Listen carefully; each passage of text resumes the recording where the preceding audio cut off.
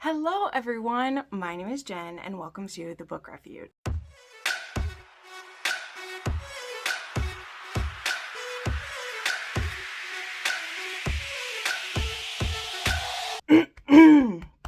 Hi friends, today I'm bringing you some quick and easy books to read. Now this is part of the series that I've been doing that is the last 10 and I've really enjoyed doing this. I think it's helpful for me to kind of reflect on certain this novellas really aren't a subgenre because they're some of everything, but I thought it would be fun because I know sometimes we just need something quick or we need a palate cleanser between something else that we're doing or whatever. Novellas aren't always something that I reach for. I sometimes struggle with them. So not all of these that I'm going to talk about are necessarily like you have to read these, but that's part of the whole the last 10 thing. Because something that I found was really interesting with when I've done this for some of the other things, like I did it the last 10 dark romance, is to see what trends I kind of fall into within even the subgenre of romance, but this one's very interesting because since it is novella and or 200 pages or less, that's what I'm going off of, there is an actual specific definition of novella that's so many words or less. For me, I've always heard that as being, in general, it's 200 pages or less is how it can work out. So that's kind of what I'm going with, because some of these definitely fit the, letter of a law, as it were, if there were laws to rule this, of what a novella is. And others are maybe just more of a shorter novel. They kind of fit into both of that. So I'll leave it up to you to decide, but we're going to go through the last, what ended up being 11 because there was one that I forgot to add that I really want to talk about, so I added it back in there. So yeah, let's go ahead and go through these, and since it's the last 10, we're going to go from the most recent I read and go backwards until I hit, again, it's 11 in this one, but that's how I do it. The little rules for myself is that there's only one from each author. So if I binged a bunch of novellas, I would just say the first one by that author that I did, and also ones that aren't rereads, which I already broke that because there's one of them I'm going to include that is. So I guess not. It's just going back 10, no repeat authors. There we go. This is my video. You guys are here. You know how crazy this is today. I'm feeling very fanciful as well. You can't see it because it's down lower, but this is the awesome shirt I'm wearing right below. I got this as a gift from my friend Joe, and it's so soft and makes me feel magical. So that's what it is. This pale pink thing that I'm wearing is badass dragon. So anyway, let's get into this. So the last novella that I read was Healing the Orcs' Heart by Lonnie Riley. I haven't heard anyone say this name. So if you know whether it's Leonie, Leonie, or if it's Lyon, tell me. I don't know. I'm more than happy to be corrected, but I've heard no person say it out loud. I honestly have not really seen anyone with this who's read this one. I came across this.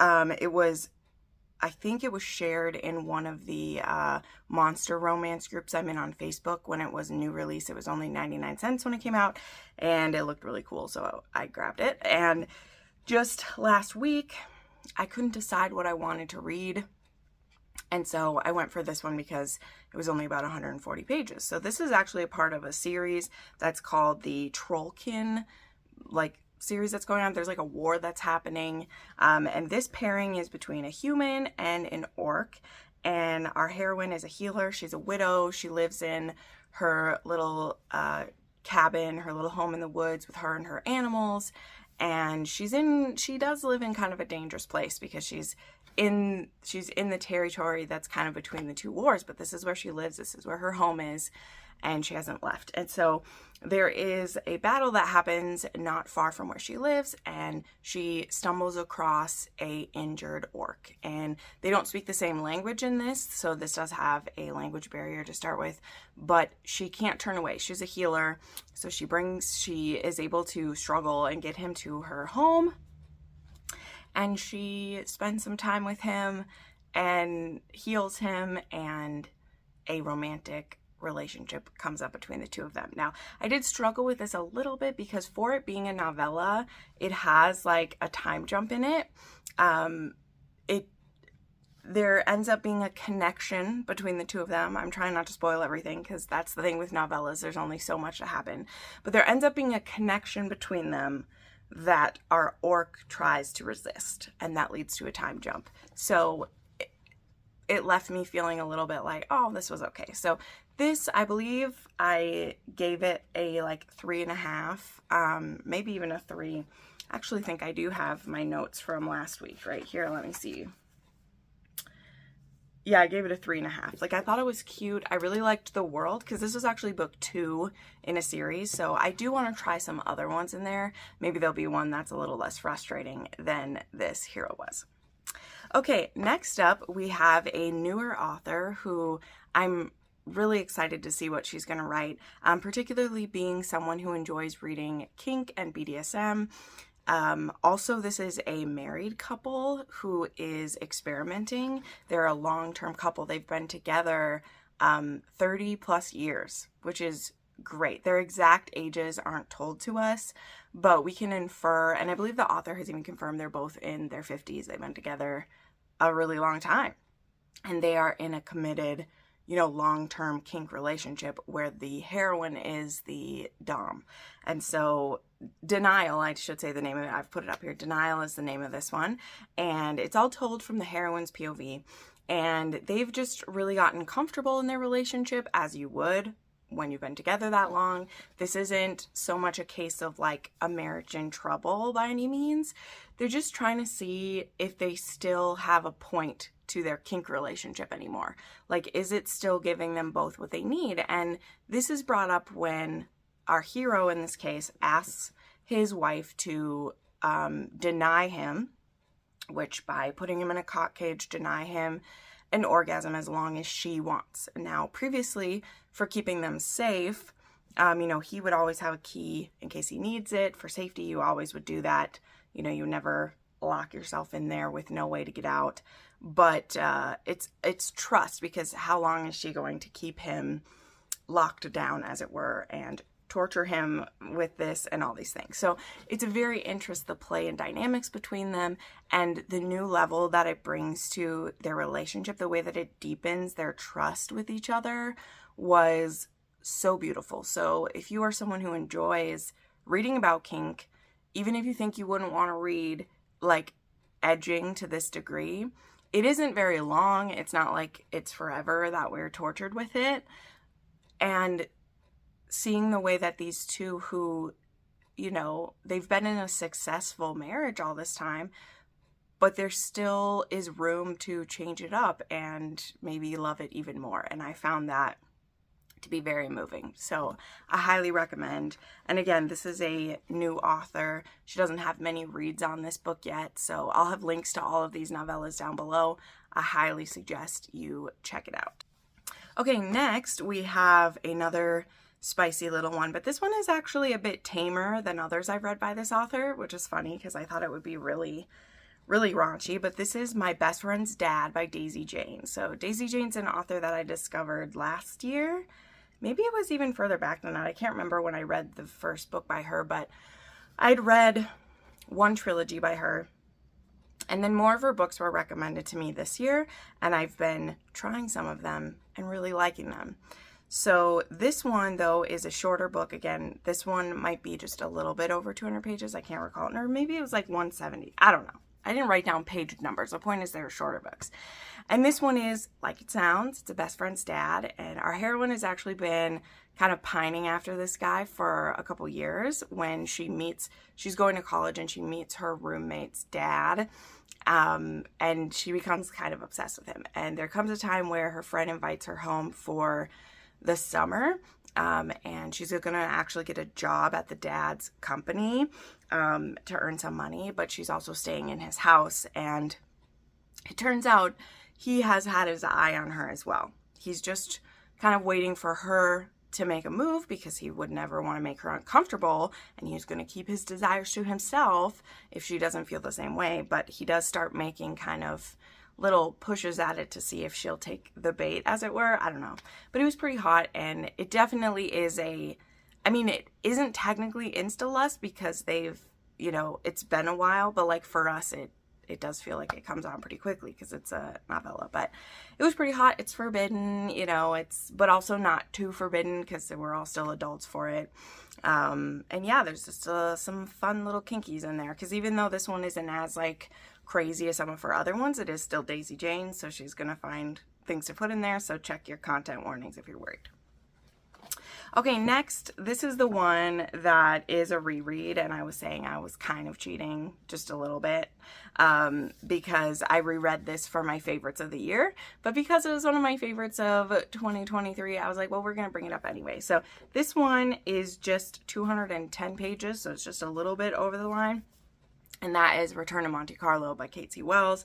This one is a marriage in trouble, in so much trouble as it is that our heroine runs away at the beginning. It is her anniversary with her much older billionaire husband. It's also set in the 80s in Monte Carlo, and she had, she's his trophy wife. He wasn't supposed to marry her, but there was plans his family had, but he wanted one thing for himself, and that was this beautiful woman that he meets when he's in America. And so he kind of sweeps her up and takes her, and then promptly kind of ignores her. And they have a wonderful, spicy, over-the-top sexual relationship together, including they enjoy some CNC together. Oh boy, there comes the light, just in time for me.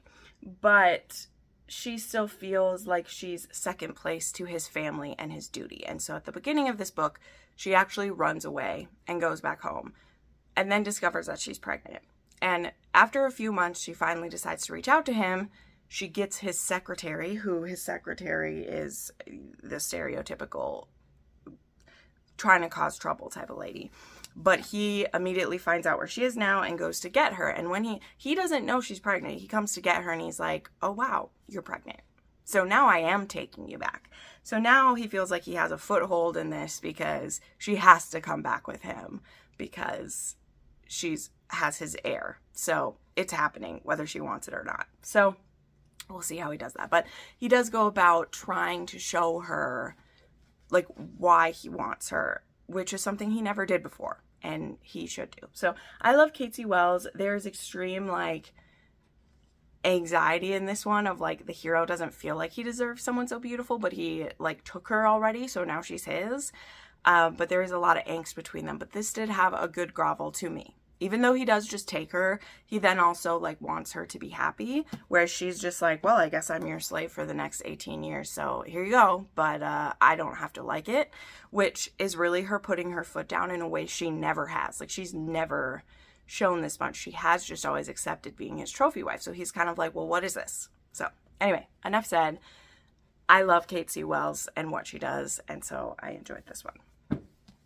Okay, then we do have a Christmas novella here. We have a Christmas novella here, which I really, really liked. And it actually is kind of the introduction to a series that there will be more books coming in this one. So this is If You Give a Grump a Holiday Wish List from Anne Einerson. Yes, it has quite a mouthful of a name.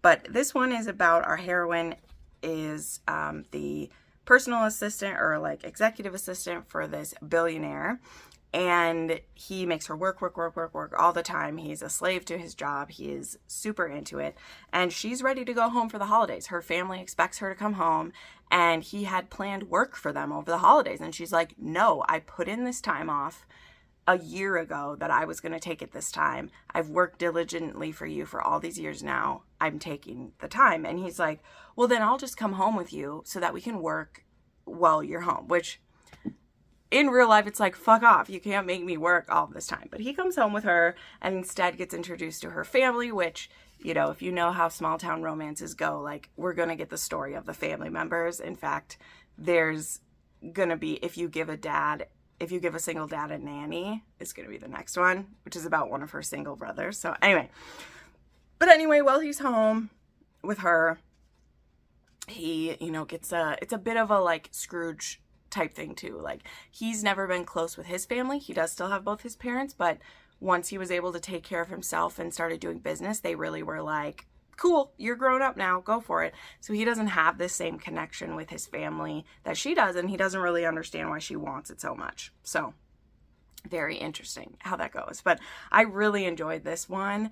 And yeah, I can't wait for more from this author. I actually had read her debut book, and it was a much angstier and kind of like, I'm not gonna lie, it was really depressing. And so I was nervous to read more of hers. But when she reached out with a Christmas novella, I was like, okay, let's try it. And I really like her going down the small town romance track. Now, obviously I'm biased. Small town romance is in my top favorite subgenres of romance, but I feel like it was done very well. So, okay, then we had one that I didn't really care for, but that's how this list goes. So there was Midsummer by Aletha Faust, and this is actually a sapphic novella. Now, I have to tell you, because it's sapphic is not why I didn't like it, which is kind of sad to me. The reason why it didn't work for me is that I just could not quite follow it. This is a little bit paranormal. Well, I mean, it is paranormal. And it does also have to do with some, from what I could tell me if I'm wrong, but it had to do with some types of like native lore, maybe. I don't know. It had to do with like a spirit of the forest. That's a bear, female bear. And our heroine is actually there with like her boyfriend or even her fiance or something. And she gets sick of him. So she like runs away and like gets chased by this bear, and this bear is actually a woman, and they are meant to be like, I was just so confused by what the story was. So it had nothing to do with it being sapphic why it didn't work, because I of course am open-minded to that, even though I haven't found many sapphics that really any that I love a lot. There's just a couple. I was really open to this, and I was just so confused. I was so confused about what's going on, and I didn't understand how she ended up in this place or why she ended up staying with the bear. And like, there was a sexual ritual she had to be a part of with this. I mean, the bear turns into the being of a woman, but like, I don't know what was happening. So there was this one, and I think I only gave it like a 2.5 or a 3. Next, we have The Best Man by Sam Mariano. This was originally released in Kindle Vella, which is how I read it. So this actually didn't come out until January in the book form, but I read it in Kindle Vella when Sam just wrote this just for herself. So even as dark and kinky as some of her other works are, this one went even past that. Like, holy crap balls, like this one really went there. So this one is about this girl, which I can never remember her name, damn it. But it begins on her bachelorette party.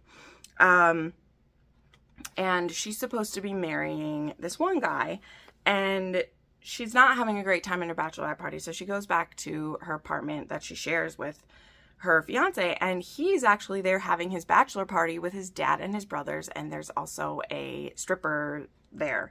And so she's like, oh my god, I just want to like go to sleep, and like my bachelorette party was awful and all these things. And so it's really complicated how this ends up, but she ends up going into the bedroom, and Marcus, who is the oldest brother, he comes in and is like, how about we do something really hot for your fiance, and we'll let him think that he's fucking the stripper, but it'll really be you. So he gets to have fun, and you get to have this voice. Like, somehow he talks her into agreeing to this. And so she does. She agrees to be literally tied to her bed and then gagged. And then he doesn't bring her fiance in. He starts bringing in his other brothers and his father to do things with her. And then this book deals with why he did that and what the fallout of it is. So this is one's not to be taken lightly. I probably even did a horrible job explaining this, but I really liked Marcus by the end of it. So let me just say that. I don't know how, but Sam Mariano just turns on a different part of my brain when I read her stories, and I don't question her. I just read what she's gonna do. So there it is, if you would like to try it. However, if this is your very first Sam Mariano and you try this, well, heaven help you, because I don't know how you'll get along with it. I'm just saying. Okay, then there was the prequel novella to Forever Your Rogue. There was A Day Until Forever. So I had saved this up because Erin Langston doesn't have any more books out yet. She only has Forever Your Rogue. And then there's a prequel novella, which is this one. And then there actually is like a Christmas novella, but I actually read that one before, so it's not in this list, right? Because I don't have any repeats, but that one comes after Forever Your Rogue, and it's about Cora's brother. This one is about Nate's older half-brother, who, if you've read Forever Your Rogue, he's who became Nate's guardian, him and his sister's guardian, and he has a bit of a contentious relationship with him in Forever Your Rogue. But a lot of the reasons why it's contentious is that his brother Raymond expects more of Nate, and Nate has kind of just been fucking around for many years, and Raymond is really at the edge where he's like, I'm gonna cut you off if you don't get it together, and he is doing it out of love. So we get to see like why Raymond would be like that, but also we get to see him fall in love with Rosalie, who of course we see in Forever Your Rogue and is Nate's older sister-in-law. So I really liked this. It does all take place on a certain day, but at 3 different years, but the same day, 3 years apart, and shows how these two fell in love and how it goes. And of course it was so sweet. I love it. And yeah, this one's only 110 pages. This is wonderful. Okay, then we have a Exile to Noou by Elizabeth Stevens. So this is a part of the, oh man, I can't, that's why my brain was, I don't know, I literally can't, the Ziri Mates, there it is, the Ziri Mates series. This one I think is book 2.5 or 3.5. I can't remember where it fits, but I remember this one being a surprise to me. So I ended up getting the pack of audiobooks for the first 3, and so it had the first 3 books and the novella. And so I wasn't planning to read the novella, but it was in the audiobook, so I was like, oh well, I'll listen to it. And this one is actually about a heroine who she had fucked up in a previous book, and she gets herself exiled to Noou, which is where a lot of the humans are living. I won't go into the whole background of this world. You can look on my video about where I talk about the Ziri Mates if you want to know. But the heroine in this one, she fucked up in a previous book and actually almost caused the hero's mate to be killed. But instead of killing her, which she should have been, he exiles her to Noou. And so I liked it because she was the alien in this one, and she falls for a human man. And I liked it because we don't usually see the human being the male, because this is my theory on this, like, because, you know, human women were the ones reading alien romance for the most part. Usually the men we're desiring are the aliens, right? But in this case, the heroine is the alien and the hero is a human, and they're mates, and he doesn't just like let her get away with everything, which I appreciated, because we are kind of mad at her after what she did, you know, and she does deserve some grovel and some penance. And so what better penance for her than for fate to have paired her with a human after what, you know, after how she treated a human mate to this other man. So yeah, so this one was good. I think I gave this one 3.5 or 4, but I liked it because I like when an author can make me kind of care about someone that I previously was like, oh, get rid of that person. So I enjoyed that. Okay, just a few more here. So we have Complicated by Claire Kent. I'm trying to read all of Claire Kent's backlist. I keep getting distracted from it. So Claire Kent just writes there's not a lot going on in her books except for the personal stuff in this one. And this one is an age gap. And it's currently a friends with benefits scenario. And these two have been fucking each other for a while and having a good time. They actually met on a political campaign, and now they're still just like, they get together and hook up because they have great chemistry. And they're right at that point where they either need to break it off or go to the next level, because their feelings starting, and they have to decide, like, do we want this to become a relationship, or do we want it to, you know, kind of end it because, like, our friends with benefits time is done. And it's very interesting because the way Claire Kent writes things, like, there is like miscommunication that comes in, but she manages to do it in like a sweet way, which I know doesn't make any sense. I don't usually like miscommunication, but she does it in the real way where, like, both characters are so into the other person and they just can't imagine someone else cares for them as much as they care for them. And it also doesn't go on too long, so I can handle when Claire Kent does miscommunication because it's not too painful for me.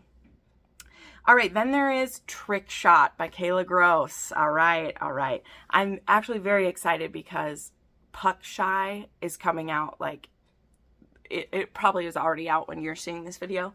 And I loved Trickshot, which is actually an MMF Christmas novella. They get snowed in at, like, her plane isn't able to go, and so she gets invited back to this guy's house, and she knows it's going to be to bang, and he actually has an open relationship with his roommate. So he's bisexual, his roommate's bisexual, and they have shared people before. They also have a bit of a dynamic between them, but it's an open relationship. And so when the one hero brings this woman home to fuck, he's kind of bringing her as a gift for his roommate, and they're all going to do it together. So pretty short story, but boy, does it pack in the spice. I mean, it really, this is an erotic novella.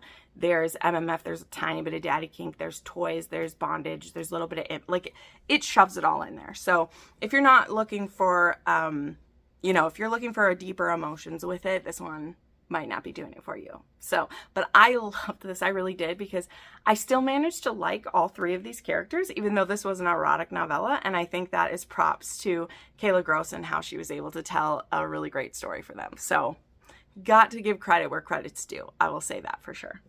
Okay, now the last one I want to talk about, this is another one that it's a bit more of a shorter novel length. This one is 220 pages, but again, I have another very new author, and I really love to uphold them. And this is someone who, this is only her second release, but I was lucky enough to get to read her debut, and the growth that's been from the debut to this one has been substantial, and I love to see that. So this is Dark Rapture by Kate Allister. So you can probably guess when this one came out. You can tell I don't read a ton of novellas because I had to go all the way back to October for this. But this one is actually about a woman who has been abused by her uncle, and nobody in her family can see what's happened to her, and she's afraid to tell them. And so she actually calls on, she's trying to, like, summon, I can't remember, yeah, she's trying to, like, summon protection, and she accidentally summons a prince of hell. So she summons a high demon, basically. And by doing this, she did a lot more than just summon protection. She actually is, you know, possibly going to need to trade a part of her soul to get this protection. But I thought, you know, this was definitely a lot darker. It definitely deals with some occult. It deals with some taboo topics, and it is a little bit sacrilegious. So just be aware of that if that would make you uncomfortable. But I thought this was a great showing, and I loved how, you know, there's justice for this heroine's, like, we'll just say it, for her female rage in the best way. You know, like, in that, like, you took something from me and this demon is going to fry you for it. You know, like how we wish would happen to animals who abuse women in the most horrible way possible. This is the kind of vengeance I would wish for all of them. So that's what I appreciated about this. So definitely check out Kay's book here. I know we're a little bit past the spooky time of the year, but I think give this one a try sometime. So there you go. Those are the last 11 novellas that I read. Like I said, I'll have links to all of them down below. Make sure you check them out. Make sure you take a moment to subscribe to the channel. I put up new rec videos every week, 2 to 3 of them. And I also have a Patreon and other avenues if you'd like to support what I do here, because this is a full-time job for me. So thank you so much for watching, friends, and I'll see you in the next one. Bye.